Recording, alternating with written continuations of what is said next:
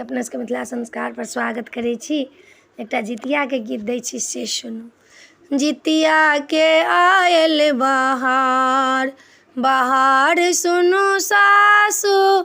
जितिया के आयल बहार, बहार सुनू सासु। जितिया के आयल बहार। जितिया व्रत करबै जितवाहन मनेबै। जितिया व्रत करबै जितवाहन मनेबै।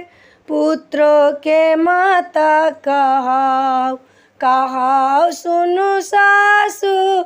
जितिया के आयल बहार, बहार सुनु सासु। जितिया के आयल बहार, बहार सुनु सासु। जितिया के आयल बहार। सरिसो पेरबै खरी के लेबै। खरी तेल जितवाहन चढ़ाएब, चढ़ाएब सुनु सासु। जितिया के आयल बहार, बहार सुनु सासु। जितिया के आयल बहार। गंगा नहायब खरी तेल चढ़ायब। मांग लेब पुत्र आशीष, आशीष सुनु सासु। जितिया के आयल बहार, बहार सुनु सासु।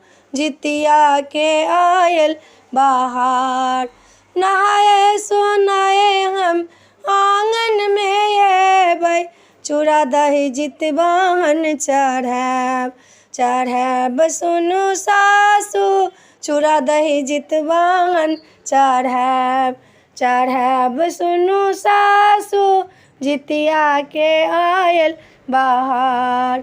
भोरबा में उठी का अंगूठन जे करबै। खीरा जितवाहन चढ़ाएब, चढ़ाएब सुनु सासु। जितिया के आयल बहार, बहार सुनु सासु। जितिया के आयल बहार। वीडियो में अच्छा लगा अपने से नीक लागत तो चैनल सब्सक्राइब करब, लाइक करब, कह के नहीं बिसरब। जय मिथिला, जय माता जी।